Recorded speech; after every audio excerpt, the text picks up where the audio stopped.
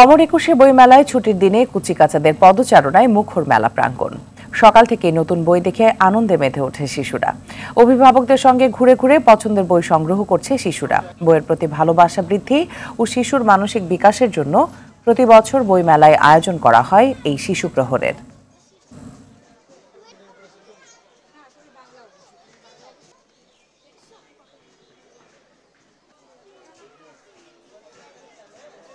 আমার বইগুলো পছন্দ হলো সায়েন্স ফিকশন, মজাদার অনেক গল্প পছন্দ, যেগুলোতে অনেক রোমাঞ্চকর অ্যাডভেঞ্চারাস অনেক ধরনের গল্প আমার পছন্দ। গল্পের বই, এরপরে হচ্ছে ভূতের গল্প। দর্শক, এই মুহূর্তে বইমেলা থেকে সরাসরি যোগ দিচ্ছেন সহকর্মী বিল্লাল হোসেন। বিল্লাল, ছুটির দিনে বইমেলা কতটা জমে উঠেছে আর নতুন বই প্রকাশ নিয়ে কি তথ্য আছে আপনার কাছে?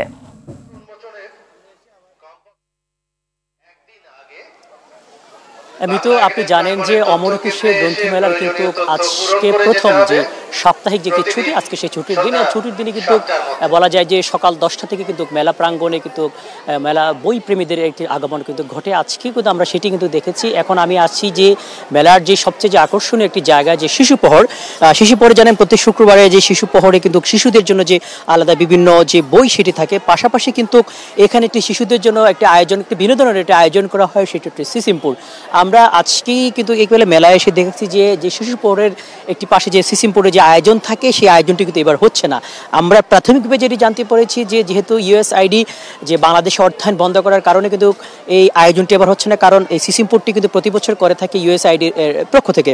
আর এখানে কিন্তু যারা শিশু এবং অভিভাবক যারা আসছেন, বিশেষ অনেক শিশুরা হচ্ছে ভেবেছেন যে আজকে সেই সিসিমপুরটি হবে, তারা মূলত মূল আকর্ষণীয় কিন্তু সিসিমপুরে তারা এসেছিলেন, কিন্তু ফলে কিন্তু আমরা অনেকটা হতাশা দেখতে পেরেছি শিশুদের মধ্যে। তারা যেটি বলছেন যে বই কেনার পাশাপাশি যে একটি বিনোদনের ব্যবস্থা সেটিও কিন্তু থাকার প্রয়োজন ছিল। অভিভাবকরা কিন্তু একই কথা বলেছেন। তারা যে বলছেন যে অনেক শিশুরা কিন্তু জানতো প্রতি বছর যে সিসিমপুর হয়, সেই সিসিমপুর তারা কিন্তু দেখতে আসবে, কিন্তু শিশু প্রহরে কিন্তু বলা যায় যে আজকে কিন্তু সিসিমপুরের যে আয়োজন, সিসিমপুরের আয়োজন ছাড়া কিন্তু আর কোনো ওইখানে এই যে নেই। ফলে কিন্তু বই, তাদের যে বই পছন্দ, বিশেষ করে সায়েন্স ফিকশন থেকে শুরু করে বিভিন্ন গল্পের বই এবং যে ভূতের যে সকল গল্পগুলো রয়েছে, সেই বইগুলো কিন্তু শিশুদের পছন্দের তালিকায়। আমরা জানি যে শিশু ছাড়াও যে মেলার যে অন্যান্য যে স্টলগুলো রয়েছে, এগুলো সাধারণত দুপুরের পর থেকে আসলে জমে উঠেছে। বলা যায় যে এখন পর্যন্ত শিশু প্রহরটি কিন্তু জমে উঠেছে। এখানে শিশুদের যার পছন্দের অনুযায়ী তার সবগুলা বই কিন্তু সংগ্রহ করছেন। আরেকটি তথ্য আপনাকে দিয়ে রাখি,